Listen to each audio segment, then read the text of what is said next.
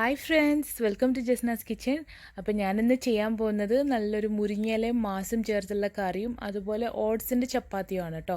അപ്പോൾ ഈ ഓട്സിൻ്റെ ചപ്പാത്തി ഭയങ്കര സോഫ്റ്റാണ്. നമുക്ക് 2 ദിവസം കഴിഞ്ഞാലും ഇത് നല്ല സോഫ്റ്റായിട്ട് തന്നെ ഇരിക്കും. പിന്നെ ഓട്സ് കഴിച്ച് മടുത്തവർക്കൊക്കെ ഇത് നല്ല ടേസ്റ്റ് ആയിരിക്കും കേട്ടോ കഴിക്കാനായിട്ട്.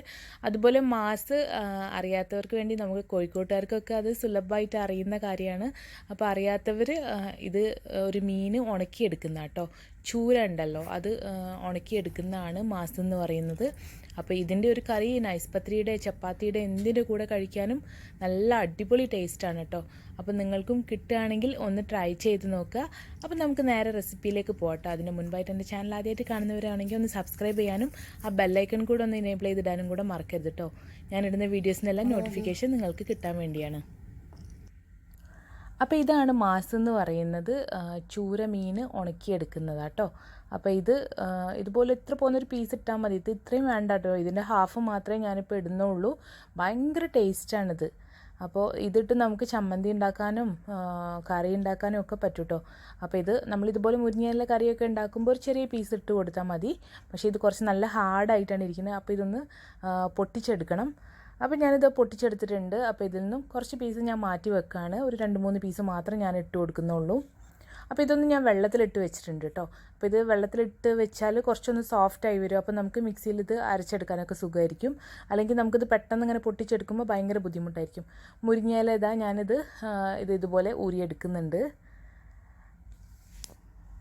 നല്ല ഫ്രഷ് മുരിങ്ങയിലയുടെ സമയം കേട്ടോ. ഇപ്പോൾ ഇവിടെയൊക്കെ നന്നായിട്ട് മുരിങ്ങയില കിട്ടുന്നുണ്ട്. അപ്പോൾ എല്ലാവരും ഒന്ന് ട്രൈ ചെയ്ത് നോക്കാം കേട്ടോ. അപ്പോൾ ഇത് മുരിങ്ങയില ഇപ്പോൾ മാസ് ഇല്ലെങ്കിൽ നിങ്ങൾക്ക് മുരിങ്ങയിലയും ഇതുപോലെ തന്നെ കറി ഉണ്ടാക്കി നോക്കാം കേട്ടോ. അപ്പോൾ ഈ മാസമൊക്കെ നന്നായിട്ട് കുതിർന്ന് വന്നിട്ടുണ്ട്. അപ്പോൾ നമ്മൾ ഇതിൻ്റെ കറി ഉണ്ടാക്കാൻ വേണ്ടി തുടങ്ങുകയാണ്. അപ്പോൾ ഞാനിവിടെ ഒരു പാത്രത്തിലേക്ക് കുറച്ച് വെളിച്ചെണ്ണ ഒഴിച്ചു കൊടുത്തിട്ടുണ്ട്. ഇതിലേക്ക് നമുക്ക് കുറച്ച് കടുക് ഇട്ട് കൊടുക്കാം. ഒരു 1/2 ടീസ്പൂൺ കടുക് ഇട്ട് കൊടുത്താൽ മതി. അപ്പോൾ ഇതൊന്ന് പൊട്ടി വരുന്നുണ്ട്. ഇനി നമുക്കിതിലേക്ക് ഉള്ളി, തക്കാളി, പച്ചമുളക് എല്ലാം ചേർത്ത് കൊടുക്കണം. ഒരു ചെറിയ സവാളയാണ് ഞാനിപ്പോൾ ചേർത്ത് കൊടുത്തത്. ഒരു 3-4 പച്ചമുളക് ചേർത്ത് കൊടുത്തിട്ടുണ്ട്. നമുക്ക് എരിവിന് ആവശ്യമുള്ള പച്ചമുളക് ചേർത്ത് കൊടുക്കാം കേട്ടോ. അതുപോലെ തന്നെ ഒരു ചെറിയ തക്കാളിയും ചേർത്ത് കൊടുക്കാം. അപ്പോൾ ഇതൊന്ന് നന്നായിട്ടൊന്ന് വഴറ്റിയെടുക്കാം. ഇതിലേക്ക് ആവശ്യത്തിനുള്ള ഉപ്പും കൂടെ ചേർത്ത് കൊടുക്കാം കേട്ടോ. എന്നിട്ട് നന്നായിട്ടൊന്ന് വഴറ്റിയെടുക്കാം. അപ്പോൾ ഞാൻ മാസം ഒന്ന് പൊടിച്ചെടുത്തിട്ടുണ്ടായിരുന്നു. അപ്പോൾ ആ ഒരു ഭാഗം എന്നോട് സ്കിപ്പായി പോയിട്ടുണ്ട്. അപ്പോൾ ഇതുപോലെ ഒന്ന് പൊടിച്ചെടുക്കുക. നമ്മൾ കട്ട്ലേറ്റിന് ചിക്കനൊക്കെ പൊടിച്ചെടുക്കില്ലേ, അപ്പോൾ ആ ഒരു രീതിക്ക് പൊടിച്ചെടുത്താൽ മതി. ആ മിക്സിലേക്ക് തന്നെ ഞാൻ കുറച്ച് തേങ്ങയും കൂടെ ഇട്ട് ഒന്ന് പൊടിച്ച് നന്നായിട്ട് അരച്ചെടുക്കുന്നുണ്ട് കേട്ടോ. അപ്പോൾ ഈ മാസം ഒന്ന് വാട്ടിയെടുത്ത ശേഷം നമുക്കതിലേക്ക് ഈ മുരിങ്ങയില ചേർത്ത് കൊടുക്കുക. ഇതൊരുപാട് കുക്കാവാനൊന്നുമില്ല, കാരണം നമ്മൾ ഉണക്കമീനൊക്കെ കുക്ക് ചെയ്യില്ല. അപ്പോൾ അതുപോലെ തന്നെ വരുന്നുള്ളൂ കേട്ടോ.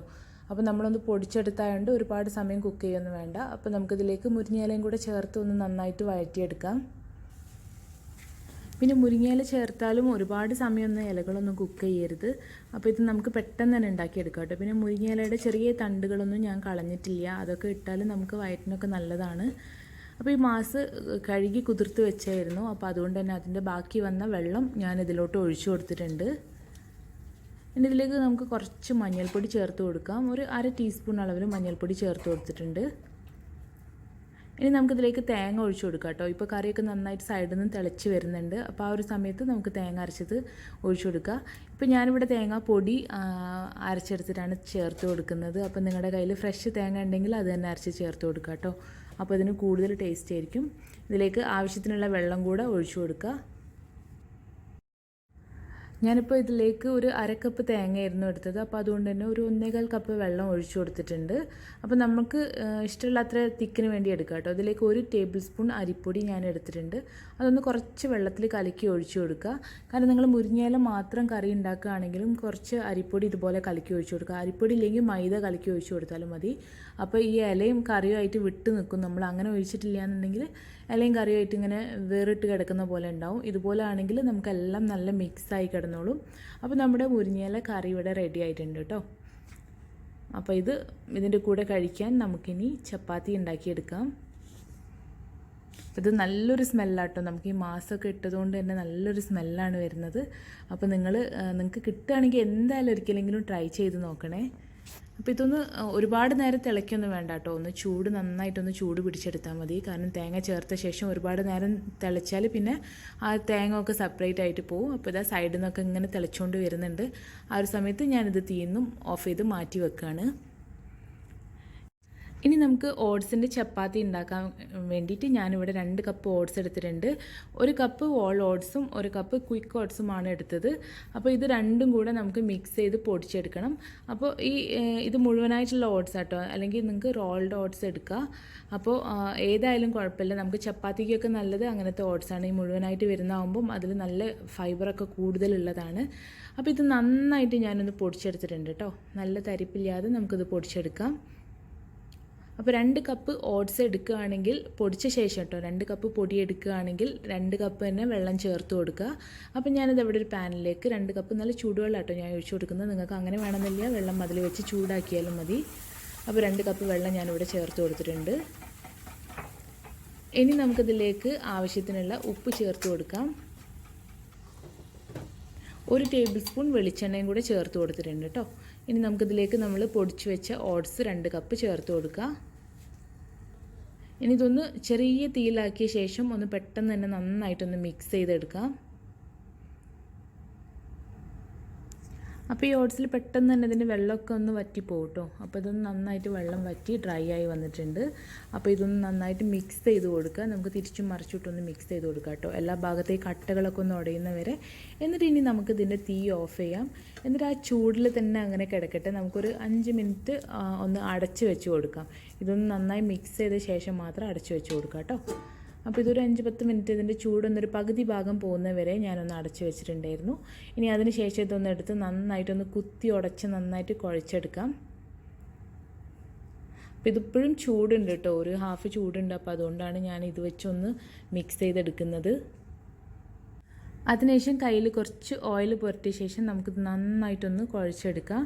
ഇത് നല്ല സോഫ്റ്റ് ആയിട്ടുണ്ട് കേട്ടോ. അപ്പോൾ നമ്മൾ ചപ്പാത്തിക്കൊക്കെ മാവ് കുഴക്കുന്ന പോലെ തന്നെ നല്ല സോഫ്റ്റായിട്ട് വന്നിട്ടുണ്ട്. അപ്പോൾ നമുക്കിത് ആവശ്യത്തിനുള്ള ഉരുളകളാക്കി എടുക്കാം.